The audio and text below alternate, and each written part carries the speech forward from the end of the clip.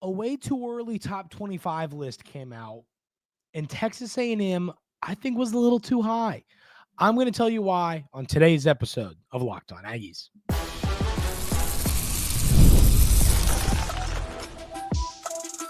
You are Locked On Aggies, your daily podcast on the Texas A&M Aggies, part of the Locked On Podcast Network, your team every day. Welcome on into Locked On Aggies. I'm your host, Andrew Stefaniak. Thanks for making Locked On Aggies your first listen every single day. On today's episode, we're going to talk a little bit about the win over LSU. One of those ball games you kind of just had to find a way to win. Don't really care about the score or any of that. You get Wade Taylor back. We'll talk about that game. We're going to talk about where Marcel Reed was ranked among SEC quarterbacks. I think 2 weeks ago, I kind of predicted where I thought he might be when a list like this comes out, and one came out, and I was pretty spot on, and I'm going to tell you my opinions on the list, and should he be higher or lower? We'll talk about that.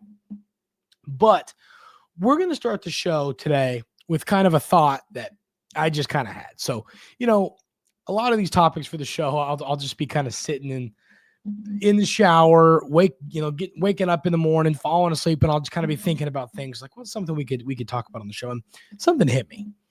And I saw an article that helped me think about this too, from On3. And it was the top, way too early top 25. Texas A&M came in at number 19 in this way too early top 25. I'm going to read y'all the blurb around it. The Aggies enter the offseason knowing they're building the offense around quarterback Marcel Reed, which should help. Transfers KC Concepcion, Mario Craver should create more explosive plays. Edge Cassius Howell showed in the bowl game he's ready to play Shamar Stewart, but the Aggies probably need one of the transfers, Sam and Pimba or TJ Searcy, to hit as well. So, to me, here's the thing to me. I kind of have this feeling that Texas A&M right now is a tad bit overhyped. And I want to explain why. And it's funny because I get people in the comments all the time telling me I am the world's biggest sunshine pumper. And maybe it's fine. But I'll tell you this. I'll tell you why this year I don't see Texas A&M. I see Texas A&M being a good football team, but I think Texas A&M is going to be that type of good football team that they probably shouldn't be ranked, and then they're going to end up being good because I think there's a lot that has to happen positively for Texas A&M to be good. So, first of all, I think without question, the development of Marcel Reed is important. I think right now, if Marcel Reed doesn't develop at all with the schedule Texas A&M plays, listen to this. The Aggies are the last of 10 SEC teams to make the top 25. Texas, Georgia, South Carolina, Florida, Auburn, Tennessee, Alabama, LSU, and Oklahoma.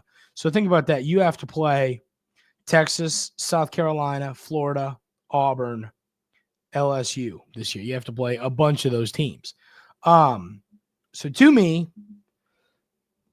I just think that Texas A&M, if Marcel Reed does not develop, I think Texas A&M is a fringe top 25 team. I think part of the problem is you're playing an SEC schedule once again. And I often say, this schedule for Texas A&M, you're a little bit lucky that you don't play Georgia or Alabama or Ole Miss. You are lucky knowing all of those things. But at the same time, when I look at this team, I kind of say to myself, listen, I think that you're losing a lot of talent.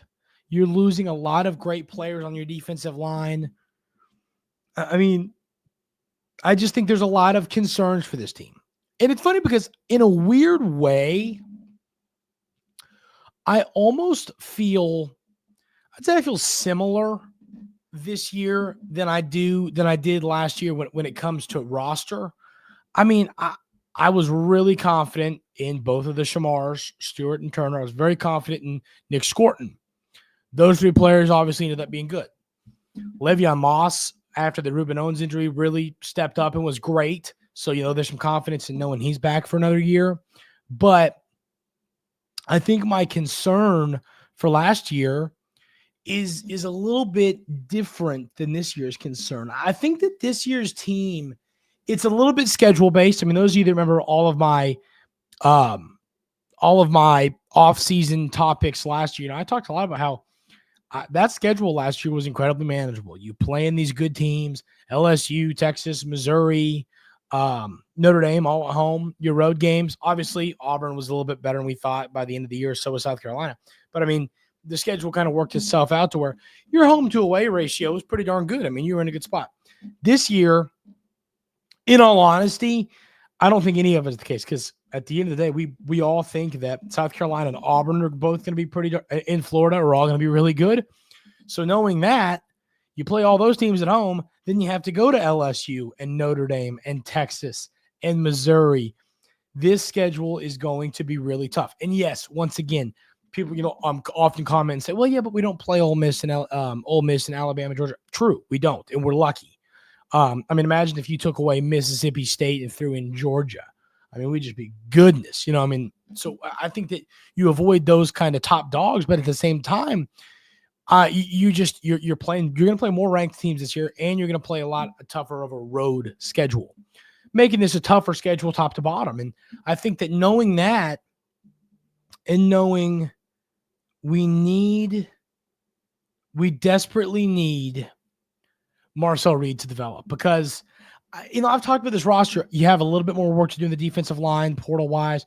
You have a little bit more work to do in the secondary, portal-wise, to me.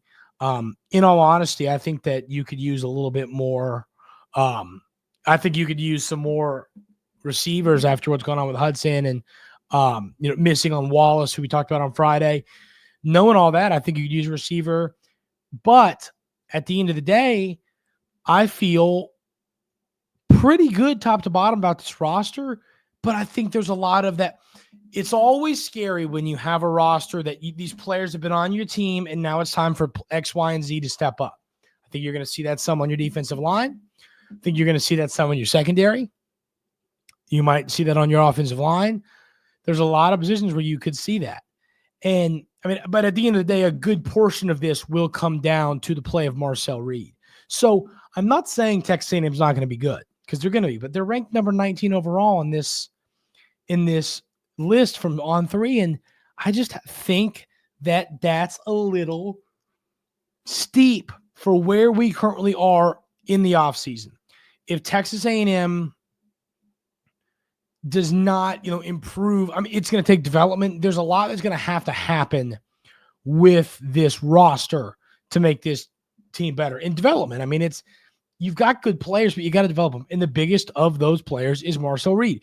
If Marcel Reed does not develop, this season's not going to go well. If Marcel Reed does develop, I think you could win 9 football games. Maybe even 10. Right now, if you asked me, if you said, Andrew, how many games does Texas A&M win this year? I'd say probably 8. And I'm sure that'll make a lot of people angry. Tough schedule. There's question marks around this roster. I think that maybe if you ask me again in 4 months, could my opinion change when we're kind of a little deeper into summer? Yeah, my opinion could definitely change when we get deeper into the offseason. But right now, I just think they have a lot to prove. That's my concern. I think that based off, we're ranked off talent right now, but we still got to prove that Texas A&M is a good football team. And that's what has to happen. That is why. So, you know what I mean? I'm not trying to sit here and say that we're not a good football team. I think we're going to be a good football team, but I think that we need to prove it. I don't know if we're yet deserving of being ranked 19th. I think we need to prove that we are worthy of being a top 25 team before we are a top 25 team.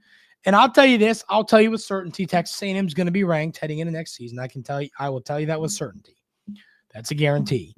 But are they worthy of being ranked in the top 25? I still think they need to prove it. I don't think they're going to have to. So that's going to be interesting to me. But let me know I know that often y'all kind of say, hey, I wish we weren't ranked. I kind of like being the underdog and all that. Let me know in the YouTube comments. Are you happy that the preseason rankings have us at 19? We're the way too early preseason rankings. The national championship game tonight. The season's not even over yet. But I'm just serious. I think that early in this offseason, the Aggies were just a tad bit overhyped, just a tad bit. So I think they have a lot more to prove before they're deserving of one of these rankings. And I think that those of you that listen to this podcast, or those of you every day, you know that if I'm negative, I really mean it. So let me know your thoughts on this in the comments at this point right now. Should Texas A&M be in a way too early top 25 list? I'm curious to hear everybody's thoughts. We have finally a quarterback ranking list in the SEC for next season. I'm excited to talk about this. We are going to break it down coming up right here on Locked On Aggies.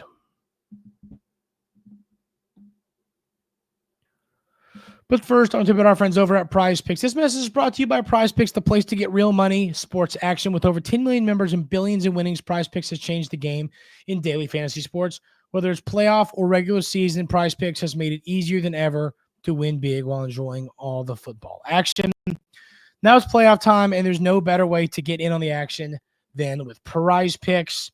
Here's how it works. You simply pick more or less on at least 2 players, and if your picks hit, you could win 1,000 times your cash. That's right, 1,000 times your money just by making a few simple picks. For me, I'm all about, at the end of the day, I am all about the hot takes.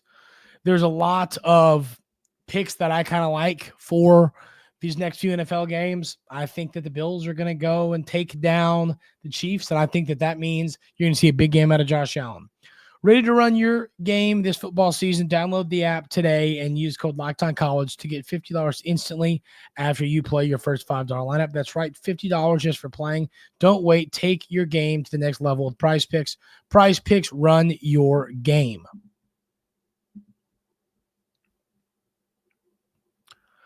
So we finally got something that I've kind of been begging for 2 or 3 weeks now, which is a, kind of way too early top 16 quarterback rankings for the SEC. And let's run through it. At number 1, we got Garrett Nussmeier from LSU. At number 2, we got DJ Lagway from Florida. At number 3, we got Arch Manning over at Texas. At number 4, we got Lenore Sellers from South Carolina. At number 5, we got Nico from Tennessee. Number 6, we got John Mateer. I forget how to say it. The kid from Washington State. I forget how to say his name. Is it Mateer? I've seen his highlight clip, but I've never heard his name pronounced. I've never watched him live. I just watched highlights when he hit the portal. Diego Pavia at 7. It's crazy that he's still playing football. Austin Simmons from Ole Miss at 8. Gunnar Stockton for Georgia at 9. Marcel Reed at 10. Taylor Green at 11. Jackson Arnold at Auburn at 12. Ty Simpson at 13. Blake Shapen at 14. Bo Pribula, is that Missouri's quarterback? And Zach Calzada, familiar name, over at Kentucky.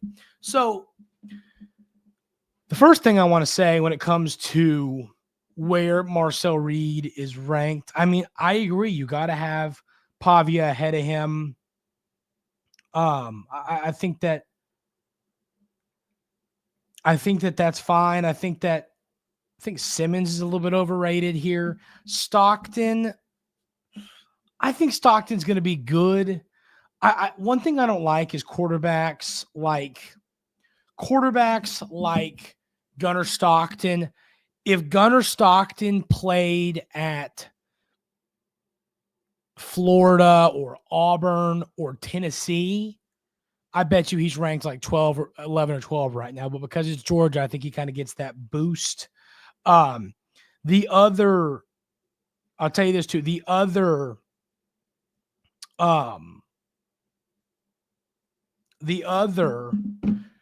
quarterback that I think is just a little too high on here. Yeah, Simmons. The upside predictions, I'm not a big fan of. He has like 30 career passing attempts. I just don't know how you have him eighth as the eighth best quarterback in the SEC above Marcel Reed and even Taylor Green. I think he's a quarterback who's deserving to be a little bit higher than he is. So the Arch Manning, now this is not me because it's Texas, but I want you to hear me out. Nothing grinds my gears more than when a player is ranked that high because of, I think kind of what I said about Stockton, where he's just at Georgia. I think that boosts him a little bit. Manning says his last name is Manning. Think that if his last name was Jones and he had no relation to Peyton or Eli Manning, he would be ranked 7 or 8 right now, 6, 7, or 8. I think Arch Manning's gonna be really good. I do. I'm not saying he's not. I'm fully bought into how good he's going to be. I just don't like when a player gets that kind of boost because of things like that. I think he's still got to prove it. I think he's going to prove it. I think he's going to be really good. And people are saying, well, the Locked On Aggies guy's whining again. That's fair. That's valid. But I'm more saying I just think that Arch Manning has to prove it. I think he's going to be really good, but I just don't like people being ranked somewhere just based off of. They still haven't proven it. I think if his last name wasn't Manning, he'd be in that 5, 6, 7 range. I think the range is a little too high for him, just based on he's got more to prove. The upside's there. He could be the first pick. In the NFL draft, he can be that good. The upside is there, but I think to me, he's just got a little bit more to prove. I do like the way they use his legs this year some, and we have seen him a little bit. He played those few games where Ewers was hurt, but I think you got to see more a full season body, at least a few more games season of body work to believe in it. So, but Marcel Reed, those of you that remember when I talked about this, whenever it was 2 weeks ago, a week ago, about where I figured he'd be ranked when one of these came out, I said he was going to be 10. I think that now I wanted to see the names on the list to kind of really start to gather thoughts. And I like him more at 8, to be honest with you, than 10. I think that Stockton and Simmons both have more to prove. Once again, these are guys that have no college experience. And I made my whole spiel on Marcel Reed on Friday. Those of you that listened to that, I yelled for 10 minutes about why I'm all in on Marcel Reed, and I think everybody should be. So I think 10's a little low. I don't think it's crazy low. I think 8 would have been a number I'd been really happy with. Make him fully at that halfway mark of best quarterbacks in the SEC. Make him a top half guy. I think he's going to be a top half guy. I think that he's got the upside if he develops. Once again, this is my argument. If he develops more as a passer, there's no question that he has that upside to become a top 5 guy in this conference. Maybe even top 3. He's got that upside without debate, without question. With his legs, if he gets better as a passer, he can get there. So, I guess let me know in the YouTube comments. Which quarterbacks on this list that I read are a little bit too high, which are a little bit too low? Where do y'all think that we should have Marcel Reed in these rankings? I might do my own SEC quarterback rankings. Probably not right now. I probably want to see what happens a little bit more. But where should Marcel Reed have been in these rankings? I think that he was probably a tad bit low. And we got a lot of guys that are just based on upside, and that frustrates me when Marcel Reed has upside, but has also proven a little bit of success here so far in the SEC. So let me know in the YouTube comments where Marcel Reed should have been on this list. Was he just right? Was he too low, too high? Let me know that in the YouTube comments.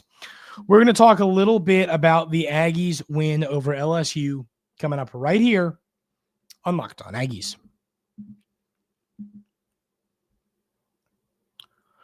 But first, I want to tell you about our friends over at FanDuel. From the first whistle to the final drive, FanDuel makes the NFL playoffs even more exciting. Right now, new customers can bet $5 and get $300 in bonus bets if you win your first bet. That's $300 to keep the action going. The FanDuel app is easy to navigate, and a variety of bets keep everything exciting during every game. Plus, when you win, you get paid instantly. No waiting around for your winnings. Whether you're betting on your favorite team or just looking to add some extra excitement to the playoffs, FanDuel's got you covered. Just visit FanDuel.com to join today and get started with $300 in bonus bets. That's FanDuel.com. Make the playoff season unforgettable with FanDuel, an official sportsbook partner of the NFL.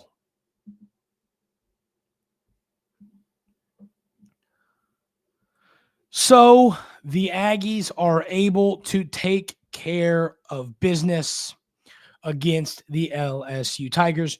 And at the end of the day, when looking at the way that this all kind of works itself out here. I am never upset when you win a game. I mean, I think we're better than beating LSU by 11 points, especially at home. But at the end of the day, you're not going to ever hear me gripe about winning an SEC basketball game. I'm a big believer in they don't draw pictures. It's just a win. It's a win to me. And that is all that matters. The return of Wade Taylor did not have his best showing, going 3 of 13 from the field, 1 of 5 from 3. Does add 4 rebounds, 4 assists. Also love seeing Zerk Phelps give you 6 rebounds, 6 assists in this game. Another game, I mean, listen, can I make something just clear, black and white for the rest of the season? If you go 9 of 21 at the free throw line, this team is going to lose a lot of games. You play any team in the top, I'd say LSU's probably, I mean, heck, they might be right there with Vandy and Arkansas. And it was funny because, like, Arkansas, I mean, has a little bit of upside. Vandy's played good. They just beat Tennessee. But still, I mean, that's the problem. I'm talking negatively about a Vanderbilt team that just beat Tennessee, but they still probably are bottom 3 in the SEC. That's how good this that's how good this conference is this year. So I'm telling you, any team better than those 3 teams, you go 9 of 21 from the free throw line, you're going to lose. This team has got to be better at the free throw line. I mean, Payne goes 2 of 7. Phelps goes 0 of 2. Coleman goes 0 of 2. Wade Taylor goes 5 of 6. I mean, this is just how that's 9 missed free throws right there. Solomon goes on a 1. Solomon Washington goes 0 of 1. Garcia goes 1 of 2. You have got to start doing a better job at the free throw line.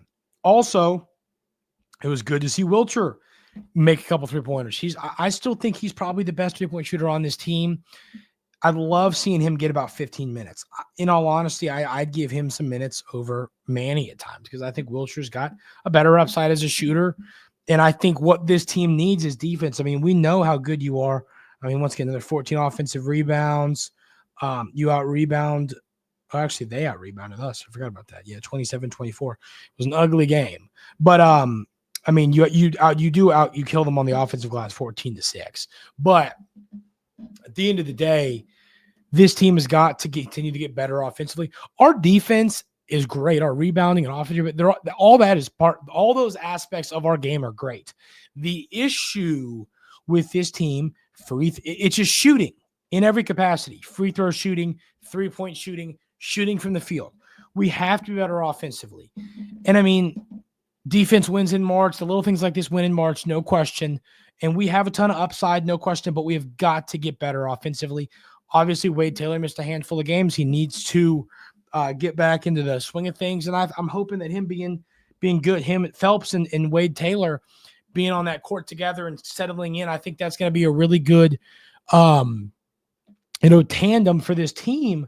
But we have a long way to go. So, I mean, this is a win, but it's a frustrating win. And once again, this is the SEC. Nothing's going to get easier. You got to go play number 21, Ole Miss, on the road. Then you've got to play at Texas. Then you host Oklahoma. I mean, at South Carolina, at Missouri, Georgia at home, Arkansas at home, at Mississippi State. I mean, this is not going to get easy. I think you actually have a pretty darn manageable schedule. Obviously, the end stretch is a little tough there, hosting Auburn and going to Florida. But at the end of the day, this, I think, compared to some other SEC schedules I've seen, I think Texas A&M has a pretty manageable SEC basketball schedule this year. But they have got to find a way to keep winning games and getting better at shooting free throws, threes from the field, shooting in general. So that's my thoughts on this game. Free throw line, number one issue, got to be fixed or this team's going home early in March. It's just the reality. That is going to do it for today's episode of Locked On Aggies. Thank you all so much for being here every single day. I really, really, really do appreciate it. Hope everyone has a great rest of their day today, and we will see you all tomorrow right here on Locked On Aggies.